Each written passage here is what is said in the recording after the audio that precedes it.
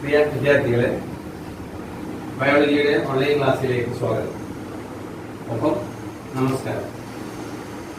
നമ്മൾ കഴിഞ്ഞ ക്ലാസ്സുകളിലായി ബയോളജിയിലെ ഏറ്റവും പ്രധാനപ്പെട്ട ചാപ്റ്ററായ 3-ാമത്തെ അധ്യായത്തിൻ്റെ ഏതാനും ഭാഗങ്ങൾ നമ്മൾ പൂർത്തിയാക്കി കഴിഞ്ഞു. ഇനി അതിലെ പ്രധാനപ്പെട്ട കുറച്ച് ഭാഗങ്ങളും കൂടെ കവർ ചെയ്യുന്നതോടുകൂടി നമുക്ക് ഈ ചാപ്റ്ററും തീർക്ക് മുന്നേറാൻ സാധിക്കും എന്നുള്ള വലിയ സന്തോഷമുണ്ട്. അപ്പോൾ ഏതായാലും നിങ്ങളെ ശ്രദ്ധ ക്ലാസ്സിലേക്ക് ക്ഷണിക്കുകയാണ്. കൂടുതലായിട്ട് കാര്യങ്ങളൊന്നും പറയാതെ ഇന്നത്തെ ക്ലാസ്സിൽ 2 ഗ്രന്ഥികളെ കുറിച്ചാണ്, 2 ഗ്ലാൻസിനെ കുറിച്ചാണ് നമുക്ക് പഠിക്കാനുള്ളത്. അത് രണ്ടും പ്രധാനപ്പെട്ടത് എന്ന് പറയുന്നില്ല. അതിൽ ഒന്നാമത്തതിനേക്കാൾ പ്രാധാന്യമുള്ളത് രണ്ടാമത്തതാണ് എന്ന് മാത്രമല്ല, ഇന്ന് പഠിക്കുന്ന 2-ാമത്തെ ഗ്രന്ഥിയെ കുറിച്ചും നമ്മുടെ ക്വസ്റ്റ്യൻ പേപ്പറിൽ ക്വസ്റ്റ്യൻ കാണൽ നിർബന്ധമാണ്. ഇത്രയും പ്രധാനപ്പെട്ടതാണ് രണ്ടാമത്തത്. ആദ്യത്തെ നിങ്ങൾ 1-2 പ്രാവശ്യം വീഡിയോ കേൾക്കുന്നതോടുകൂടി നിങ്ങൾക്ക് മനസ്സിലാകും. അത്ര കാര്യങ്ങളൊക്കെ അതിൽ ചോദിക്കുള്ളൂ. അപ്പൊ നമുക്ക് ആദ്യം ആ ചെറിയ ഗ്രന്ഥിയായ ആദ്യത്തെ ഗ്രന്ഥിയെ കുറിച്ച് പറയാം. അപ്പൊ ആ ഗ്രന്ഥിയുടെ പേരാണ്, ഒന്നാമത് പഠിക്കുന്ന ഗ്രന്ഥിയാണ്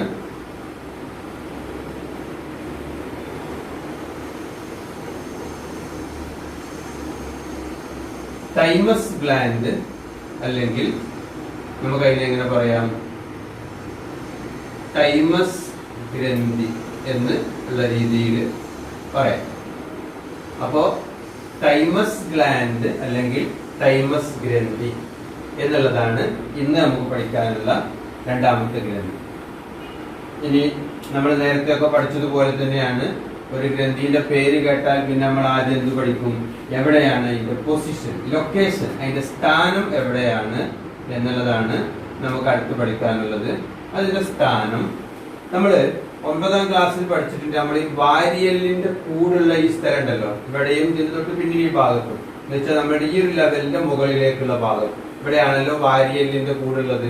നമ്മളതിന് റിബ്കേജ് എന്ന് ഇംഗ്ലീഷിലും മലയാളത്തിൽ അതിന് വാരിയലുകൾ എന്നും പറയും. ഇതുള്ള ഭാഗത്തിനെ നമ്മൾ വിളിക്കുന്ന ഒരു പേരാണ് ഔരസാശയം, അല്ലെങ്കിൽ അതിനെ തൊറാസിക് കാവിറ്റി എന്നാണ് വിളിക്കുക.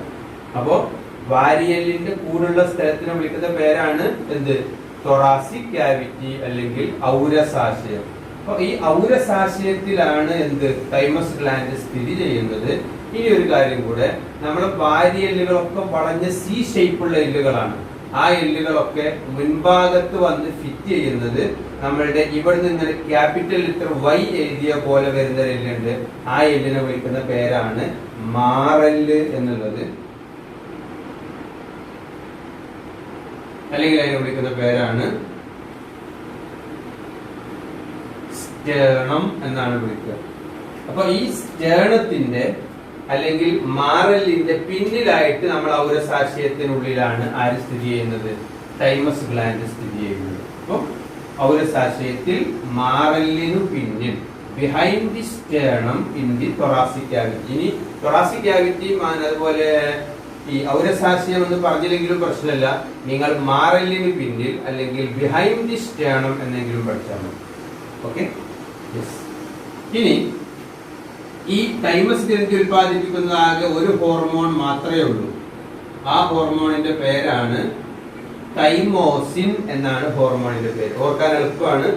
തൈമസ് ഗ്രന്ഥി പ്രൊഡ്യൂസ് ചെയ്യുന്ന ഹോർമോൺ ആണ് തൈമോസിൻ. അപ്പോൾ സിമ്പിൾ ആയിട്ട് നമുക്ക് കാര്യങ്ങൾ മനസ്സിലാക്കാം. Thymosin is the only hormone that is produced from thymus gland. Thymosin clear? ഇനി ഈ ഹോർമോണിന്റെ പ്രധാനപ്പെട്ട ഫംഗ്ഷൻ എന്താണ് എന്നുള്ളതാണ് നമ്മൾ ഓർത്തു വെക്കേണ്ടത്. അതിൽ നോക്കുക, ഈ ഹോർമോണ് നമ്മുടെ ശരീരത്തിലുള്ള പ്രധാനപ്പെട്ട ഒരു ഇമ്മ്യൂൺ സെല്ലാണ്, അല്ലെങ്കിൽ ശരീരത്തിന് പ്രതിരോധം ഉണ്ടാക്കി തരാൻ സഹായിക്കുന്ന ഒരു പ്രധാന കോശമാണ് നമ്മുടെ ശരീരത്തിലുള്ള T ലിംഫോസൈറ്റ്. ഇംഗ്ലീഷ് മലയാളം ഒരേ പേര് തന്നെയാണ്. T ലിംഫോസൈറ്റ് എന്ന് പറയുന്ന കോശങ്ങൾ. ഈ കോശങ്ങൾ നമ്മുടെ ശരീരത്തിന്റെ പ്രതിരോധ ശേഷി കൂട്ടിത്തരാൻ സഹായിക്കുന്ന കോശങ്ങളാണ്. ഇനി ഈ T ലിംഫോസൈറ്റുകളുടെ കാര്യത്തിൽ 2 പ്രവർത്തനങ്ങൾ. ഒന്ന്, ഈ T ലിംഫോസൈറ്റുകളുടെ പ്രവർത്തനം ഇത് നിയന്ത്രിക്കുന്നത് ആരാണ്? അത് നമ്മളുടെ തൈമോസിനാണ്. ഒപ്പം തന്നെ ഈ ടി ലിംഫോസൈറ്റുകളുടെ പാകപ്പെടൽ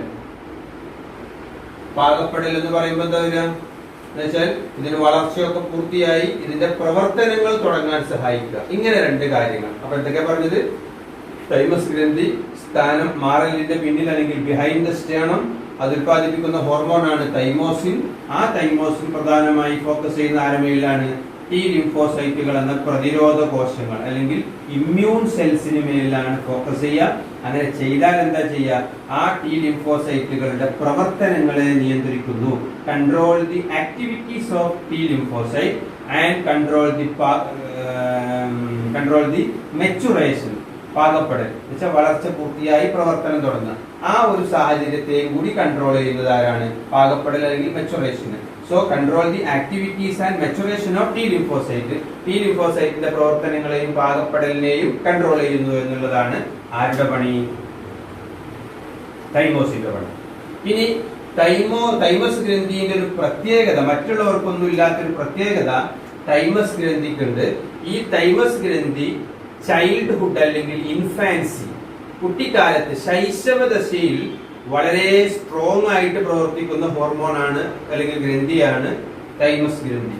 എന്നാൽ ഒരാള് ഒരു യൂത്ത് സ്റ്റേജിലേക്ക്, അഡൽട്ട് അല്ലെങ്കിൽ പ്രായമാകും തോറും അല്ലെങ്കിൽ പ്രായമാകുന്നതിനനുസരിച്ച് അല്ലെങ്കിൽ ഒരു യുവത്വത്തിലേക്ക് എത്തുമ്പോൾ ഒരു 15 വയസ്സൊക്കെ പൂർത്തിയാകുന്നതോടുകൂടി തൈമസ് ഗ്ലാൻഡ് ചുരുങ്ങി വന്ന് കൺസ്ട്രിക്റ്റഡ് ആയി അവസാനം ഇല്ലാതെയായി പോകും. ചുരുങ്ങി ഇല്ലാതെയായി പോകും. അപ്പൊ എങ്ങനെ പറയാം? It is active in the infancy stage. കുട്ടിക്കാലത്ത് വളരെ ആക്റ്റീവാണ്. എന്നാൽ യുവത്വ കാലമാകുമ്പോഴേക്ക് ഇത് ചുരുങ്ങിയിട്ട് കൺസ്ട്രിക്ട് ചെയ്ത് ഇല്ലാതെയായിട്ട് പോകുന്നു. അപ്പൊ അങ്ങനത്തെ ഒരു ഗ്രന്ഥി കൂടെയാണ്. യുവത്വ കാലമാകുന്നതോടുകൂടി ഇല്ലാതെയാകുക, യുവത്വ കാലം ആകുന്നത് വരെ മാത്രം ഉണ്ടാവുക. അങ്ങനത്തെ ഒരു ഗ്രന്ഥിയാണ് തൈമസ് ഗ്രന്ഥി. അപ്പൊ അതിന്റെ ഹോർമോണും അങ്ങനെ തന്നെ. ഗ്രന്ഥി ഇല്ലെങ്കിൽ പിന്നെ ഹോർമോൺ ഉത്പാദനം ഉണ്ടാവില്ലല്ലോ. അപ്പൊ അതുകൊണ്ട് യുവത്വകാലം വരെ മാത്രം പ്രവർത്തിക്കുന്ന ഹോർമോൺ ആകുകൊണ്ട് ഇതിനെ നമ്മൾ ഒരു പേരിലും കൂടെ അറിയപ്പെടും. അതാണ് യൂത്ത് ഹോർമോൺ. ആരെ? തൈമോസിനെ വിളിക്കുന്ന ഒരു പേരാണ് യൂത്ത് ഹോർമോൺ. അപ്പോ മലയാളത്തിലുള്ള തൈമോസിനെ നമ്മൾ എന്താ വിളിക്കുക? യുവത്വ ഹോർമോൺ എന്ന് വിളിക്കും. യൂത്ത് എന്നുള്ളതിന്റെ മലയാള പദമാണ് യുവത്വം. അപ്പൊ യുവത്വ ഹോർമോണാണ് തൈമോസിൻ, യൂത്ത് ഹോർമോണാണ് ഇംഗ്ലീഷ് തൈമോസിൻ. ക്ലിയർ ആണോ? ഇത്രയും കാര്യങ്ങൾ മാത്രമാണ് ഇവിടെ പഠിക്കാനുള്ളത്. അപ്പൊ ഒന്നുകൂടെ പറയാം. ഇതൊക്കെയാണ് തൈമസ് ഗ്രന്ഥിയുടെ സ്ഥാനം മാറലിന്റെ പിന്നിൽ, സ്റ്റേണത്തിന്റെ ബിഹൈൻഡിൽ. അത് ഉത്പാദിപ്പിക്കുന്ന ഹോർമോണാണ് തൈമോസിൻ, ഇവിടെയും തൈമോസിൻ. ഇനി ആ തൈമോസിൻ ഫോക്കസ് ചെയ്യുന്ന കോശങ്ങളാണ് നമ്മുടെ പ്രതിരോധ കോശങ്ങളായ ടി ലിംഫോസൈറ്റുകൾ. അവരുടെ കാര്യത്തിൽ എന്താ ചെയ്യുന്നത്? അതിന്റെ പ്രവർത്തനത്തെയും പാകപ്പെടലിനെയും നിയന്ത്രിക്കുക അല്ലെങ്കിൽ control the activities and maturation of the T lymphocytes. Clear? ഇത്ര മാത്രമേ ഉള്ളൂ. Then this gland constrict while reaching the youth stage. That's why it is called the youth hormone. യുവത്വ കാലമാകുന്നത് വരെ മാത്രമേ ഇത് പ്രവർത്തിക്കുള്ളൂ. അത് കഴിഞ്ഞാൽ ഈ ഗ്രന്ഥി ചുരുങ്ങി ഇല്ലാതെയായി പോകുന്നത് കൊണ്ട് ഈ ഹോർമോണിനെ വിളിക്കുന്ന, അല്ലെങ്കിൽ അങ്ങനെ യുവത്വകാലം വരെ മാത്രം നിൽക്കുന്ന ഹോർമോൺ എന്നുള്ള നിലക്ക് ഇതിനെ വിളിക്കുന്ന പേരാണ് എന്ത്? യുവത്വ ഹോർമോൺ എന്നുള്ളത്. ഓക്കെ, ഇത്രയാണ്. ഈ കാര്യങ്ങൾ 1-2 പ്രാവശ്യം കേട്ടാ പഠിച്ചില്ലേ? ബുദ്ധിമുട്ടൊന്നുമില്ലല്ലോ. അതുകൊണ്ടാണ് പ്രധാനപ്പെട്ടതല്ല എന്ന് പറഞ്ഞത് കേട്ടോ. പ്രയാസമില്ലാത്തതുകൊണ്ട് പ്രധാനപ്പെട്ടതല്ല എന്ന് പറഞ്ഞതാണ്. ഇനിയുള്ളത് പ്രയാസമുണ്ട്, പ്രാധാന്യമുണ്ട്, പഠിക്കൽ നിർബന്ധവുമുണ്ട്. കണ്ടോണ്ട് വേണ്ടി ചോദ്യം ഉറപ്പാണ്. ഏതായാലും ഇത് മായ്ച്ചു കഴിയുമ്പോഴേക്ക് നമുക്ക് ഗ്രന്ഥിന്റെ പേരൊക്കെ പറഞ്ഞ് പഠിക്കാം. ഇത് വളരെ സാവധാനം നടക്കുന്ന ഒരു പ്രോസസ്സാണ്. അപ്പോൾ അടുത്ത് പഠിക്കാനുള്ള ഗ്രന്ഥിയാണ് ഏത്? അടുത്ത് പഠിക്കാനുള്ള ഗ്രന്ഥിയാണ് നമുക്കുള്ള അഡ്രീനൽ ഗ്ലാൻഡ് എന്നുള്ള രീതിയിൽ അല്ലെങ്കിൽ പേരിൽ അറിയപ്പെടുന്ന ഗ്രന്ഥി, അഡ്രീനൽ ഗ്ലാൻഡ്. ഇനി അങ്ങനെ നിങ്ങൾ കേട്ടിട്ടില്ലെങ്കിലും ആ ഗ്രന്ഥി ഉൽപ്പാദിപ്പിക്കുന്ന ഹോർമോണുകളൊക്കെ അടിയന്തര ഹോർമോൺ അല്ലെങ്കിൽ എമർജൻസി ഹോർമോൺ എന്നുള്ള പേരിലൊക്കെയാണ് അറിയപ്പെടാറുള്ളത്. ഞാൻ ഈ ഡസ്റ്റർ ഇങ്ങനെ മടക്കിയതെന്ന് അറിയാം. ഇതൊക്കെ നിങ്ങൾ കാണട്ടെ വിചാരിച്ചുകൊണ്ടാണ്. നിങ്ങൾക്കൊരു വീഡിയോ ലിങ്ക് അയച്ചു തന്നാൽ കാണാൻ തന്നെ നിങ്ങൾക്ക് വലിയ പ്രയാസം. അതിന് പിന്നിൽ ഞങ്ങൾ ചെയ്യുന്ന റിസ്ക് എത്രയാണുള്ളത്. ഇപ്പൊ ഇവിടെ നിൽക്കുന്ന എന്നല്ലേ ഞങ്ങൾ കാണുള്ളൂ. എന്റെ മുമ്പിലുള്ള ലൈറ്റുകൾ, അതിൽ നിന്ന് വരുന്ന ചൂട്, അതിന്റെ ബുദ്ധിമുട്ട്, ഇത് അപ്ലോഡ് ചെയ്യാനുള്ള പ്രയാസം, ഇതൊന്നും നിങ്ങൾക്ക് അറിയണ്ട. എന്നാലും നിങ്ങൾ കേൾക്കാൻ സമയമല്ല, എന്താ ചെയ്യാൻ, ശരിയാവില്ല. ഏതായാലും അടുത്ത ഗ്രന്ഥിയാണ് അഡ്രീനൽ ഗ്ലാൻഡ്, അല്ലെങ്കിൽ അതിനെ വിളിക്കും അഡ്രീനൽ ഗ്രന്ഥി. അപ്പൊ അഡ്രീനൽ ഗ്ലാൻഡ് അല്ലെങ്കിൽ അഡ്രീനൽ ഗ്രന്ഥി എന്നുള്ളതാണ് അടുത്ത് പഠിക്കാനുള്ള ഗ്രന്ഥി. ഓക്കെ, ഇതിന്റെയും സ്ഥാനം പഠിക്കൽ ആണല്ലോ അല്ലെ. അപ്പൊ ഇതിൽ നമുക്ക് സ്ഥാനം എഴുതാം. അഡ്രീനൽ ഗ്രന്ഥിയുടെ സ്ഥാനം വൃക്കകൾക്ക് മുകളിൽ.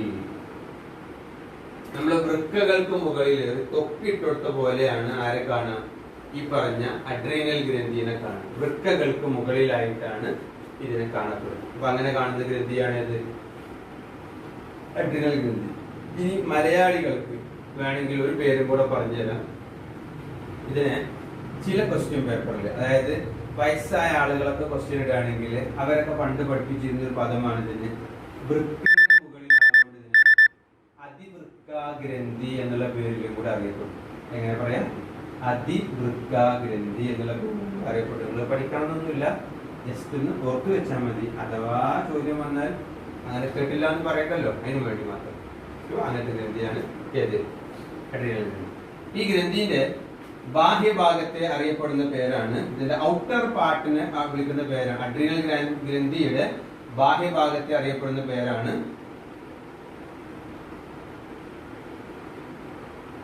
കോർട്ടെക്സ് എന്നാണ് പറയുന്നത്.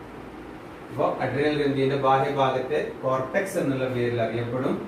ഇതിന്റെ ഉൾഭാഗത്തെ മെഡുല എന്നുള്ള പേരിൽ, ഉൾഭാഗത്തെ കോർട്ടെക്സ് എന്നും, പുറംഭാഗത്തെ കോർട്ടെക്സ് എന്നും ഉൾഭാഗത്തെ മെഡുല എന്നും അറിയപ്പെടും.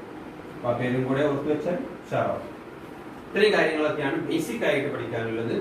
ഇനി നമുക്ക് നേരെ ഗ്രന്ഥിന്റെ ഹോർമോണുകൾ ഏതൊക്കെയാണ്, എവിടെ നിന്നൊക്കെയാണ് ഇത് വരിക, എങ്ങനെയൊക്കെയാണ് ഇത് പ്രവർത്തിക്കുക എന്നുള്ള കാര്യങ്ങളാണ് ഏറ്റവും പ്രധാനപ്പെട്ടത്. അതിലേക്ക് നമുക്ക് കിടക്കാം. അപ്പൊ ഞാൻ പറഞ്ഞു, ഏത് പേരിലാണ് അറിയപ്പെടുക, അടിയന്തര ഹോർമോൺ എന്നുള്ള പേരിലാണ് ഈ ഗ്രന്ഥി ഉൽപ്പാദിപ്പിക്കുന്ന ഹോർമോണുകളൊക്കെ അറിയപ്പെടുക. അതിന് കാരണം എന്താണെന്ന് വെച്ചാൽ, അടിയന്തര സാഹചര്യങ്ങൾ എന്തെങ്കിലും ഉണ്ടാകുമ്പോൾ എന്ന് പറഞ്ഞാൽ നമ്മൾ വല്ലാതെ പേടിക്കുന്ന സാഹചര്യം, അതും അല്ലെങ്കിൽ എന്തെങ്കിലും അപകടം നമുക്ക് ഉണ്ടാകുന്ന ഒരു സാഹചര്യം. അപ്പോൾ ഇങ്ങനെയൊക്കെ ഉണ്ടാകുന്ന സമയത്ത് നമ്മളിൽ പ്രവർത്തിക്കുന്ന ഹോർമോണ് ഉൽപ്പാദിപ്പിക്കുന്നത് ഈ ഗ്രന്ഥിയാണ്. അപ്പോൾ പേടി ഉണ്ടാകുന്ന സാഹചര്യത്തിൽ എന്തെങ്കിലുമൊക്കെ പ്രവർത്തിക്കണമെങ്കിൽ ഒന്നും വേണ്ട, നിങ്ങളെ ആക്രമിക്കാൻ ഒരു 4 ആൾ വന്നു, എന്നിട്ട് നിങ്ങൾ ഓടി രക്ഷപ്പെടാൻ ശ്രമിച്ചു, നടന്നില്ല, അല്ലെങ്കിൽ അവര് വന്നു, നിങ്ങൾക്ക് മനസ്സിലായി എന്ത് ആയുധങ്ങളും സന്നാഹങ്ങളും നിങ്ങളെ കയ്യിലുണ്ടെങ്കിലും ഇപ്പോ അവരോട് മത്സരിച്ച് ജയിക്കാൻ നിങ്ങളെ കൊണ്ട് പറ്റൂല എന്നുള്ളത് നിങ്ങൾ മനസ്സിലാക്കി.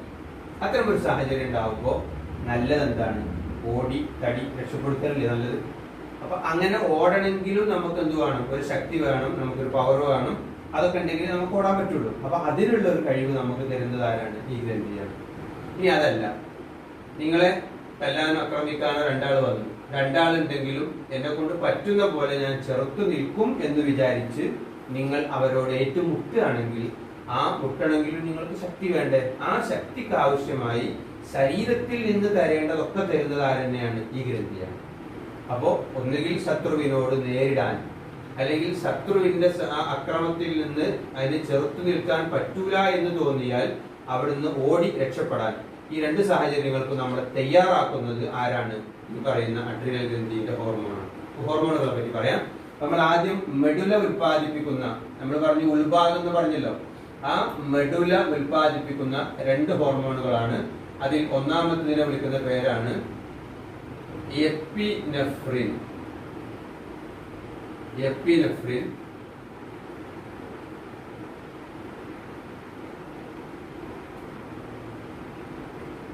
എപ്പിനെഫ്രിൻ എന്നതാണ് ഒന്നാമത്തെ ഹോർമോൺ.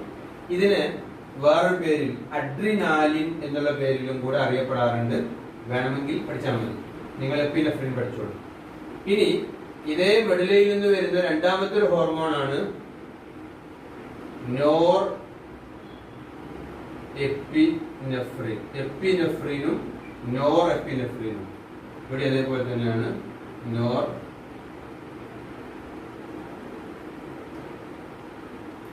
എപ്പിനെഫ്രിൻ. ഇങ്ങനെ രണ്ട് ഹോർമോണുകളാണ് എന്തുള്ളത് നമ്മളുടെ അഡ്രീനൽ ഗ്ലാൻഡിന്റെ മെഡുലയിൽ നിന്ന് സെക്രീറ്റ് ചെയ്യപ്പെടുന്നത് അല്ലെങ്കിൽ ഉത്പാദിപ്പിക്കുന്നത്. നോക്കണേ, ഇതിന്റെ ഫംഗ്ഷനാണ് ഞാൻ തൊട്ട് നേരത്തെ പറഞ്ഞത്. ഒരു അടിയന്തര സാഹചര്യം ഇതില് എപ്പിനെഫ്രിന്റെ പ്രത്യേകത, ഈ സാധനം ഇപ്പോ ഈ പറയുന്ന എപ്പിനെഫ്രിൻ ഇത് പ്രവർത്തിക്കുക നമ്മൾ ഒന്നാമത്തെ പാഠത്തിൽ പഠിച്ച സിമ്പതറ്റിക് സിസ്റ്റം ഓർക്കണ്ടോ നിങ്ങൾ? സിമ്പതറ്റിക് സിസ്റ്റം ഇതിനോട് കൂടെ ചേർന്നിട്ടാണ്, അല്ലെങ്കിൽ സിമ്പതറ്റിക് വ്യവസ്ഥ അതിനോട് കൂടെ ചേർന്നിട്ടാണ് എപ്പിനെഫ്രിൻ. അത് നിങ്ങൾ പഠിച്ചു കൊടുക്കുന്നുണ്ടാവും. നമ്മുടെ വീട്ടിലേക്ക് ആരെങ്കിലും ഒരാൾ നമ്മളെ പഠിപ്പിക്കാനോ ആക്രമിക്കാനോ വന്നാൽ നമ്മുടെ ശരീരത്തിൽ കുറെ കാര്യങ്ങളാണ് പറയുന്നത്. കണ്ണിലെ കൃഷ്ണമണി വികസിക്കും, രോമങ്ങളൊക്കെ എഴുന്നേറ്റ് നിൽക്കും, പിന്നെ ശ്വാസനാളം വികസിക്കും, ഹൃദയമിടിപ്പ് കൂടുന്നൊക്കെ പറഞ്ഞ ഒരുപാട് കാര്യങ്ങൾ പഠിച്ചു. 9 എണ്ണം വെച്ച് പഠിച്ചു. ആ പറയുന്ന പ്രവർത്തനങ്ങളൊക്കെ നടക്കുമ്പോൾ അതിനാവശ്യമായി ഉള്ളിൽ നിന്നുള്ള ഊർജം കൊടുക്കുന്ന ആളാരാണ്? എപ്പിനെഫ്രിൻ ആണ്.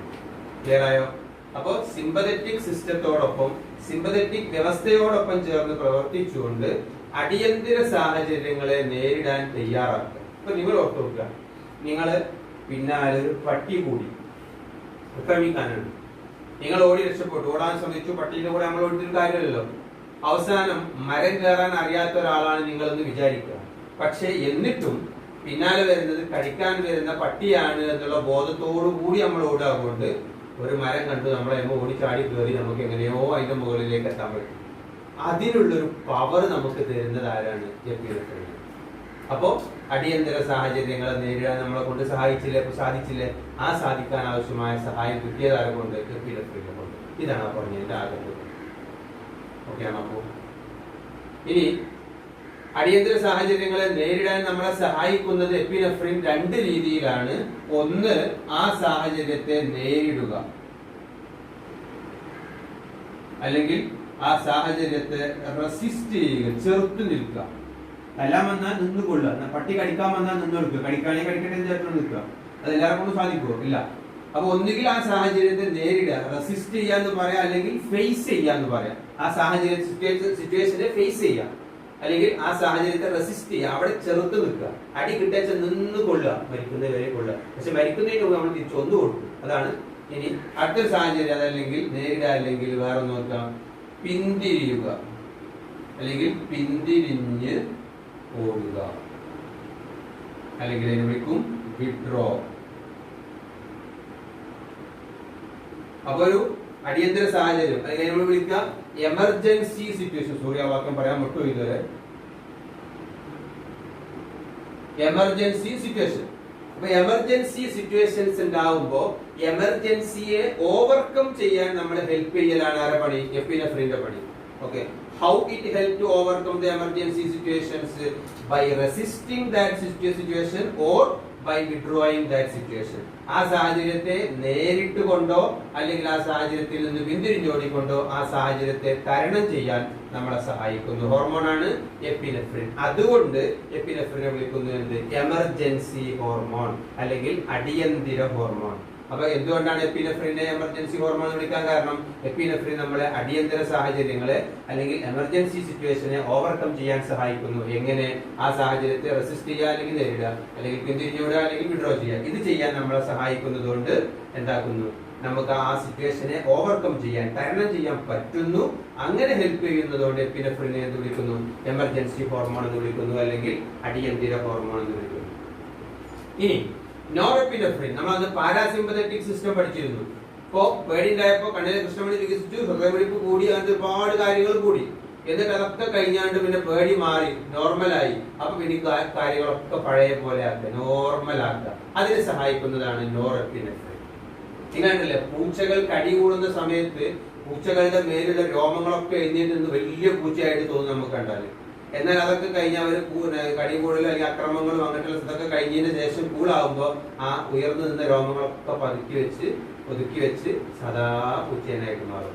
അതാണ് ആരെ പണി? നോറെപ്പിനെഫ്രിന്റെ. അപ്പോൾ നമ്മുടെ ബോഡിയിൽ എന്തൊക്കെ കാര്യങ്ങൾ ആക്ടിവേറ്റ് ആയോ ഉദ്ദീപിക്കപ്പെട്ടോ അതൊക്കെ നോർമൽ ആക്കുക എന്നുള്ളതാണ് ആരെ പണി? എപ്പിനെഫ്രിന്റെ പണി. അപ്പോ നോറെപ്പിനെഫ്രിന്റെ പണി. എപ്പിനെഫ്രിന്റെ ഒപ്പം തന്നെയാണ് ആരുണ്ടാകുക? നോറെപ്പിനെഫ്രിൻ ഉണ്ടാകുക. പക്ഷെ എപ്പിനെഫ്രിന്റെ പണി കഴിഞ്ഞിട്ടാണ് ആര് തുടങ്ങുക? നോറെപ്പിനെഫ്രിൻ തുടങ്ങുക. ക്ലിയർ ആണല്ലോ? ഇത് രണ്ടുമാണ് മെഡുലയിൽ നിന്ന് വരുന്ന ഹോർമോണുകൾ എന്ന് പഠിച്ചു വെക്കുക. ഇത് രണ്ടിനെയും കൂടി ചേർത്ത് ഒരാളൊറ്റക്ക് ഒരിക്കലും വരൂല. അതുകൊണ്ട് രണ്ടാളെയും കൂടി ചേർത്ത് പറയുന്ന പേരാണ് എന്ത്? അടിയന്തര ഹോർമോൺ അല്ലെങ്കിൽ എമർജൻസി ഹോർമോൺ എന്നുള്ളത്. അപ്പൊ അതുകൊണ്ട് ഇത്രയും കാര്യങ്ങളൊക്കെ നിങ്ങൾ മനസ്സിലാക്കി വെക്കുക.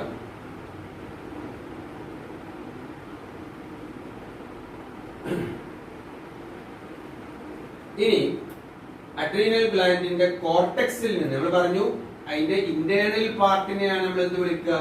മെഡുല എന്ന് വിളിക്കുക. അല്ലെങ്കിൽ ഇന്നർ പാർട്ടിനെയാണ് മെഡുല, ഉൾഭാഗത്തിനെയാണ് മെഡുല എന്ന് വിളിക്കുക. എന്നാൽ ഇതിന്റെ പുറം ഭാഗം വേറൊരു പേരിലാണ് അറിയപ്പെടുന്നത്. ആ പേരാണ് കോർട്ടെക്സ് എന്നുള്ളത്. അഡ്രീനൽ ഗ്ലാൻഡിന്റെ ഔട്ടർ പാർട്ട് ഈസ് കാൾഡ്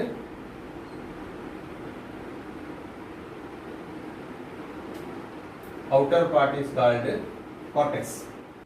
അപ്പോൾ നമ്മൾ പറഞ്ഞത് കോർട്ടിസോളിന്റെ കോർട്ടെക്സിൽ നിന്ന് വരുന്ന ഹോർമോണുകൾ.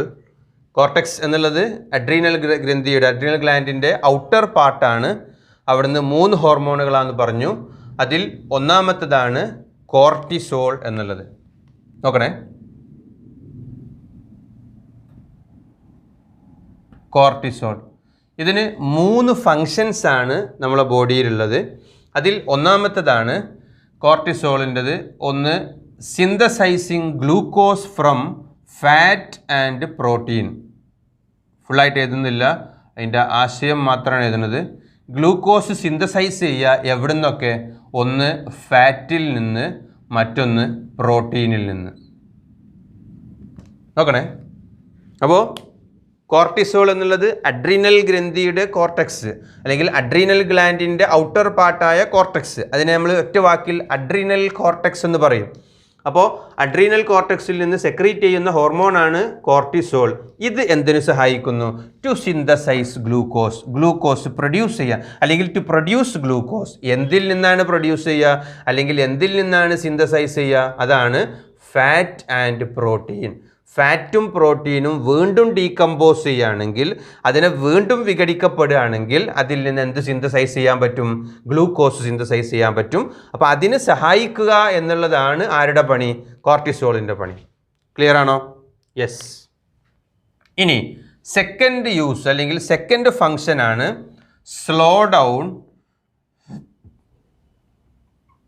ശ്രദ്ധിക്കണേ, സ്ലോ ഡൗൺ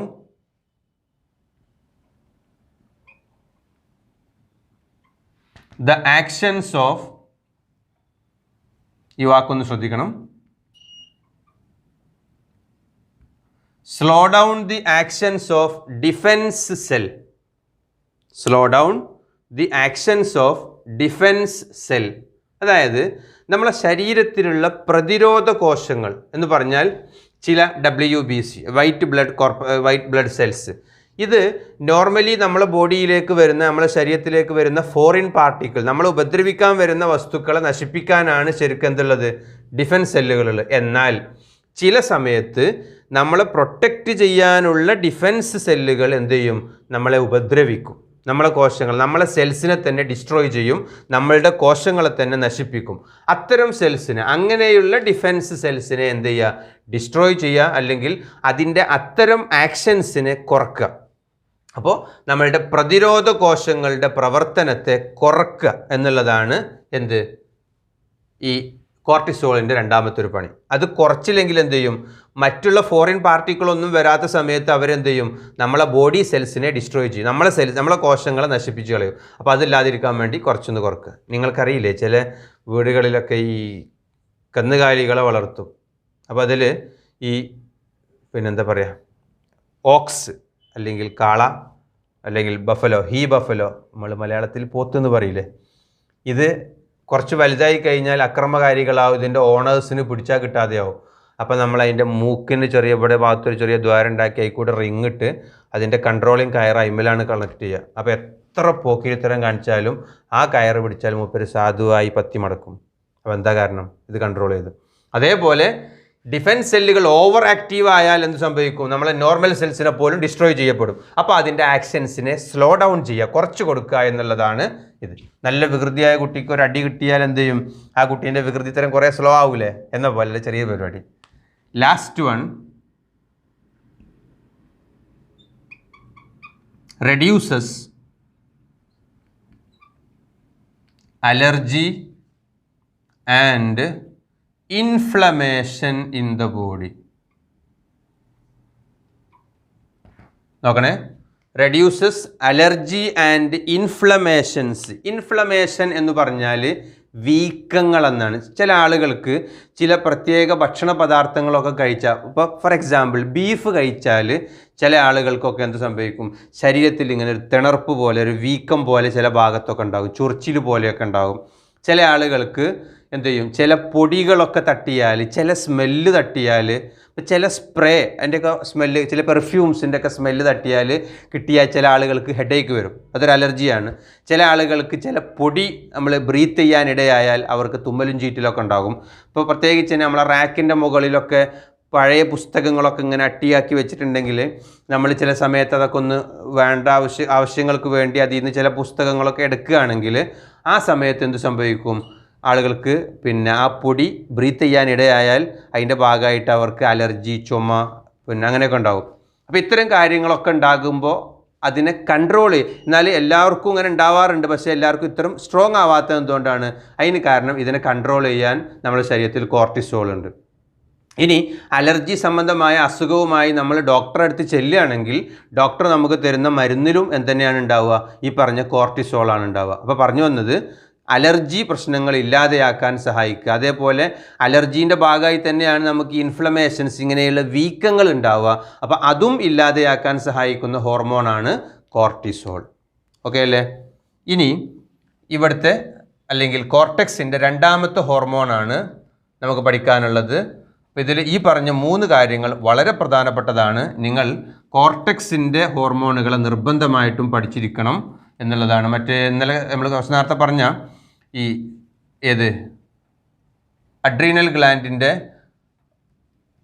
ഇന്നർ പാർട്ടായ മെഡുല, ആ മെഡുലയിൽ നിന്ന് വരുന്ന ഹോർമോൺ നമ്മൾ പഠിച്ചു കുറച്ച് നേരത്തെ, അല്ലെങ്കിൽ ഇതിൻ്റെ മുമ്പ് പറഞ്ഞു. അതാണ് അഡ്രിനാലിനും നോർ അഡ്രിനാലിനും പറഞ്ഞു, അല്ലെങ്കിൽ എപ്പിനെഫ്രിനും നോർ എപ്പിനെഫ്രിനും. അപ്പോൾ അത് നിങ്ങൾ ജസ്റ്റ് ഒന്ന് കേട്ടാൽ തന്നെ അതിൻ്റെ കാര്യങ്ങൾ നിങ്ങൾക്ക് പെട്ടെന്ന് ഓർമ്മയിൽ നിൽക്കും. പക്ഷേ ഇവിടെ 2-3 പോയിൻറ്റ്സ് വരുന്നതുകൊണ്ട് ഇത് നിങ്ങൾ പ്രത്യേകിച്ച് ശ്രദ്ധിക്കണം എന്ന് നിങ്ങളോട് ഉണർത്തുകയാണ്. ഇനി രണ്ടാമത്തെ ഹോർമോണാണ്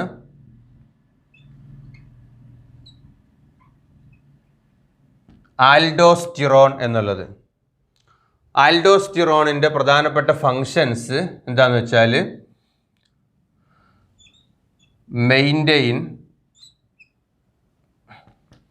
maintain salt water level. Salt water level maintain ചെയ്യുക എന്നുള്ളതാണ് ഒരു ഫങ്ഷൻ. മറ്റൊന്ന് നോക്കുക, റെഗുലേറ്റ്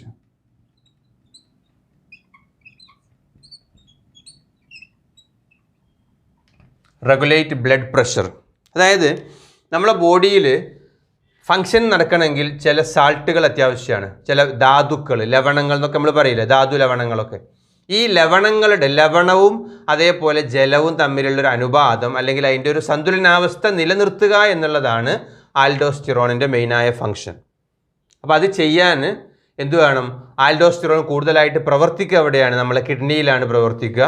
അപ്പോൾ കിഡ്നിയിൽ നിന്നാണല്ലോ നമുക്കറിയാം ഈ യൂറിൻ ഒക്കെ ഫിൽട്ടർ ചെയ്ത് മാറ്റുക, മൂത്രത്തെ അരിച്ചു മാറ്റുന്നത് കിഡ്നിയിൽ നിന്നല്ലേ, വൃക്കയിൽ നിന്നല്ലേ. അപ്പോൾ അവിടെയാണ് ആര് പ്രവർത്തിക്കുക? ആൽഡോസ്റ്റിറോൺ പ്രവർത്തിക്കുക. അവിടെ പ്രവർത്തിച്ചുകൊണ്ട് എന്ത് ചെയ്യും? പിന്നെ നമ്മുടെ ശരീരത്തിലേക്കുള്ള സാൾട്ട് വാട്ടർ, ലവണ ജല സന്തുലനാവസ്ഥ, അല്ലെങ്കിൽ മെയിൻറ്റെയിൻ സാൾട്ട് വാട്ടർ ലെവൽ എന്നോ അല്ലെങ്കിൽ സാൾട്ട് വാട്ടർ ബാലൻസ് എന്നും പറയാം. അതൊന്നും കൂടെ നന്നാവും. ഈ സാൾട്ട് വാട്ടർ ലെവൽ ബാലൻസ് എന്ന് പറഞ്ഞാലും ഷറോ. അപ്പോൾ ഇത് മെയിൻറ്റെയിൻ ചെയ്യുക എന്നുള്ളതാണ് ആരുടെ പണി? ആൽഡോസ്റ്റിറോണിൻ്റെ മെയിനായ പണി. ക്ലിയർ അല്ലേ? യെസ്. ഇനി അടുത്തത് ഇതിന് രണ്ടാമത്തെ ധർമ്മമാണ് regulate blood pressure. Blood pressure regulate ചെയ്യുക എന്നുള്ളൊരു ഫംഗ്ഷനും കൂടെ ആർക്കുണ്ട്? നമ്മളുടെ ഈ ആൽഡോസ്റ്റിറോണിനുണ്ട്. അപ്പോൾ നമ്മളുടെ BP, കാരണം എന്താ വെച്ചാൽ പ്രഷർ കൂടാൻ ഇപ്പോൾ ഇങ്ങനെ പറയാറുണ്ടല്ലോ, ഉപ്പ് ധാരാളമായിട്ട് കഴിക്കുന്ന ആളുകൾക്ക് പ്രഷർ കൂടുതലായിരിക്കും. അപ്പോൾ അവർക്ക് സോഡിയത്തിൻ്റെ ലവണങ്ങൾ ശരീരത്തിൽ കൂടുതലാവും. അപ്പോൾ ആ ലവണത്തിൻ്റെ അളവ് കൂടുമ്പോൾ തന്നെ പ്രഷർ വരും. അപ്പോൾ അതില്ലാതെ എന്ത് ചെയ്യും? ആൽഡോസ്റ്റിറോൺ അങ്ങനെ ലവണങ്ങളുടെ അളവ് കൂടുകയാണെങ്കിൽ അതൊക്കെ നമ്മൾ മൂത്രത്തിൻ്റെ കൂടെ അരിച്ചു മാറ്റും. പിന്നെ അതിനും പറ്റാത്ത അത്രയും നമ്മൾ കഴിച്ചു കൂട്ടുമ്പോഴാണ് പ്രഷറൊക്കെ കൂടാൻ കാരണമായിട്ട് മാറുക. എന്തായാലും ബ്ലഡ് പ്രഷർ റെഗുലേറ്റ് ചെയ്യാനും കൂടെ ഇത്തരത്തിൽ ആൽഡോസ്റ്റിറോൺ സഹായിക്കുന്നു എന്ന് പഠിച്ചു വെക്കുക. മൂന്നാമത്തതും അവസാനത്തതുമായ ഹോർമോണാണ് കോർട്ടക്സിൽ നിന്ന് വരുന്നത്, അല്ലെങ്കിൽ അഡ്രീനൽ കോർട്ടക്സിൽ നിന്ന് വരുന്ന മൂന്നാമത്തെ ഹോർമോണാണ് സെക്സ് ഹോർമോൺ എന്നുള്ളത്, അല്ലെങ്കിൽ അതിനെ ലൈംഗിക ഹോർമോൺ എന്ന് പറയും. ഇതിന് ഒരുപാട് ഫങ്ഷൻസ് ഉണ്ട്. അപ്പോൾ ഇതിൻ്റെത് ലൈംഗിക ഹോർമോണുകൾ മാത്രമായിട്ടൊരു ഭാഗത്ത് നമുക്ക് പഠിക്കാനുണ്ട്. അപ്പോൾ അവിടെ അതിനെപ്പറ്റി കൂടുതലായിട്ട് പറയാം. ഇപ്പോൾ ഒറ്റ കാര്യം മാത്രം നിങ്ങൾക്ക് അറിയാൻ വേണ്ടി, ലൈംഗിക സ്വഭാവങ്ങൾക്ക് സഹായിക്കുക അല്ലെങ്കിൽ സെക്സ് ക്യാരക്ടേഴ്സിന് സഹായിക്കുക എന്നുള്ളതാണ് ഈ പറഞ്ഞ സെക്സ് ഹോർമോണിൻ്റെ അല്ലെങ്കിൽ ലൈംഗിക ഹോർമോണിൻ്റെ പ്രധാനപ്പെട്ട ഫങ്ഷൻ. എന്താണ് ലൈംഗിക സ്വഭാവങ്ങൾ അല്ലെങ്കിൽ സെക്സ് ക്യാരക്ടേഴ്സ് എന്ന് പറഞ്ഞാൽ എന്താണ്? അതിൽ നിങ്ങൾ ചെറിയ ക്ലാസ് പഠിച്ചു, 8ാം ക്ലാസ്സിലൊക്കെ ബയോളജിയിൽ വന്നിട്ടുണ്ട്. പിന്നെ ഇപ്പോൾ ഒരു പ്രത്യേക പ്രായമാവുമ്പോൾ നമ്മൾക്ക് ആണുങ്ങൾക്ക് താടിയും മീശയൊക്കെ ഉണ്ടാവാൻ തുടങ്ങും. അതേപോലെ നമ്മളുടെ കക്ഷഭാഗത്ത്, അതേപോലെ നമ്മളെ സെക്സ് ഏരിയയിലൊക്കെ ഹെയേഴ്സ് ഫോം ചെയ്യാൻ തുടങ്ങും. ലൈംഗിക ഭാഗങ്ങളിലൊക്കെ രോമങ്ങൾ ഉണ്ടാവാൻ തുടങ്ങും നമ്മളെ ഈ കക്ഷത്തിൽ. അതേപോലെ ബിറ്റ്വീൻ ദ ഹാൻഡ്, അതേപോലെ നമ്മൾ താടി മീശ അതൊക്കെ ഉണ്ടാവുക. പിന്നെ അതേപോലെ തന്നെയാണ് പെൺകുട്ടികൾക്ക് സാധാരണയായിട്ട് ഈ സമയമാകുമ്പോൾ അവരുടെ ബോഡി ഒന്ന് ലൂസ് ആവുകയാണ് ചെയ്യുക, സോഫ്റ്റ് ആവും. നേരെ മറിച്ച് ബോയ്സ് ആണെങ്കിൽ അവരുടെ ബോഡി ഒന്നും കൂടെ ഫിറ്റായി കിട്ടും, മസിൽസൊക്കെ ഗ്രോ ചെയ്യാൻ തുടങ്ങും. ഇതൊക്കെ ഫോം ചെയ്യാൻ തുടങ്ങുന്നൊരു ഇങ്ങനെ ഉണ്ടാവുക എന്നുള്ളത്. അതേപോലെ തന്നെയാണ് ആൺകുട്ടിയാണെങ്കിൽ ഈ സമയമൊക്കെ ആകുമ്പോൾ സെക്സ് ഹോർമോൺസ് പ്രവർത്തിക്കാൻ തുടങ്ങിയാൽ അവരുടെ സൗണ്ട് ബോൾഡായി മാറും. എന്നാൽ പെൺകുട്ടിയാണെങ്കിൽ അതുവരെ ബോൾഡായിരുന്ന സൗണ്ട് ഒന്നും കൂടെ സോഫ്റ്റ് ആയിട്ട് മാറും. നല്ലോണം പറഞ്ഞാൽ രീതി പറഞ്ഞാൽ പാട്ട് പാടിയിരുന്ന ആൺകുട്ടിയാണെങ്കിൽ പാട്ടിൽ സംഗതികളും ശ്രുതിയും താളമൊക്കെ കുറേ ഇല്ലാതെയായിട്ട് പോകും. നേരെ മറിച്ച് അതൊന്നും ഇല്ലാത്തൊരു പെൺകുട്ടിക്ക് അതൊക്കെ കിട്ടിത്തുടങ്ങും ഈ സമയമാകുമ്പോൾ. അപ്പം ഇങ്ങനെയുള്ള സ്വഭാവങ്ങൾ, അതിനേക്കാളൊക്കെ ഏറ്റവും പ്രധാനപ്പെട്ടത് ഈ സമയമായി തുടങ്ങിയാൽ അതുവരെ ആൺകുട്ടികളോട് മാത്രം കൂട്ടുകൂടിയിരുന്ന ആൺകുട്ടിക്ക് ഒരു പെൺകുട്ടിയെ കമ്പനിക്ക് കിട്ടിയിരുന്നെങ്കിൽ എന്ന് തോന്നുന്നൊരു കാലമാണ് ഈ സെക്സ് ഹോർമോണിൻ്റെ പ്രവർത്തനം തുടങ്ങിയാൽ. നേരെ മറിച്ച് പെൺകുട്ടികൾക്കോ അതുവരെ ആൺകുട്ടികളോട് മാത്രം പെൺകുട്ടികളോട് മാത്രം കമ്പനി കൂടിയിരുന്ന ആൺകുട്ടിക്കും ഒരു ബോയ് ഫ്രണ്ടിനെ കിട്ടിയാൽ തിരക്കടില്ലായിരുന്നു എന്ന് തോന്നുന്നൊരു കാലം. അപ്പോൾ ഇത്തരത്തിലുള്ള സ്വഭാവങ്ങളെ എല്ലാതും കൂടെ ചേർത്ത് പറയുന്ന പേരാണ് സെക്സ് ക്യാരക്ടേഴ്സ് അല്ലെങ്കിൽ ലൈംഗിക സ്വഭാവങ്ങൾ എന്നുള്ളത്. ഈ സ്വഭാവങ്ങളൊക്കെ ആരിലെങ്കിലും കണ്ടാൽ അത് ആരെ പ്രശ്നം കൊണ്ടാണ്? അത് ലൈംഗിക ഹോർമോണിൻ്റെ പ്രശ്നങ്ങളെ കൊണ്ടാണ് എന്ന് മനസ്സിലാക്കി വെക്കുക. അപ്പോൾ സ്കൂളിൽ നിന്നൊക്കെ എന്തെങ്കിലും ഇങ്ങനത്തെ പ്രശ്നങ്ങളൊക്കെ ആയിട്ട് നിങ്ങൾ പിടിക്കപ്പെട്ടാൽ പറയാം, സാറേ ഇപ്പോൾ സെക്സ് ഹോർമോൺ പ്രവർത്തിക്കാൻ തുടങ്ങിയതുകൊണ്ടാണെന്ന് പറഞ്ഞാൽ ചിലപ്പോൾ നിങ്ങൾ രക്ഷപ്പെട്ടേക്കാം. അപ്പോൾ ഓക്കെ, ഇത്രയും കാര്യങ്ങളാണ് നമുക്ക് അഡ്രീനൽ ഗ്ലാൻഡുമായിട്ട് അല്ലെങ്കിൽ അഡ്രീനൽ ഗ്രന്ഥിയുമായി ബന്ധപ്പെട്ട് പഠിക്കാനുള്ളത്. കാര്യങ്ങൾ റെഡിയാക്കി വെക്കുക, ഉഷാറാവട്ടെ. അപ്പോൾ നന്നായിട്ട് പഠിക്കുക, ഉഷാറാക്കുക. പറഞ്ഞ പോലെ ഈ പോയിന്റുകളൊക്കെ കൂടുതലായിട്ട് ഇങ്ങനെ വരികയാണ്. ഇപ്പോൾ കുറേ ദിവസത്തെ ക്ലാസ്സുകൾ അവിടെ ഒരുപാട് പോയിന്റുകൾ വന്നു. ഒന്നും പെൻഡിങ്ങിൽ വെക്കരുത്. എല്ലാതും സമയത്തിന് കേട്ട് മനസ്സിലാക്കി മനസ്സിൽ ഉറപ്പിച്ചതിന് ശേഷം മാത്രം അടുത്തതിലേക്ക് നീങ്ങുക. വെറുതെ വീഡിയോ കണ്ടിരുന്ന് സമയം കളയാതെ കാണുന്നത് കാര്യക്ഷമമായി കാണാനും അത് മനസ്സിലാക്കാനും ഓർമ്മയിൽ സൂക്ഷിക്കാനും പറ്റുന്ന രീതിയിൽ വേണമെങ്കിൽ ആവർത്തിച്ച് കാണാം. ഡൗൺലോഡ് ചെയ്തെടുക്കേണ്ട ആവശ്യമൊന്നുമില്ല, ലിങ്ക് കളയാതിരുന്നാൽ മതി. എന്നിട്ട് സമയം ആവശ്യമൊക്കെ ഉണ്ടാകുന്നതിനനുസരിച്ച് നിങ്ങൾക്ക് കാണാം. അപ്പോൾ നന്നായിട്ട് ചെയ്യുക. All the best. ഓക്കെ.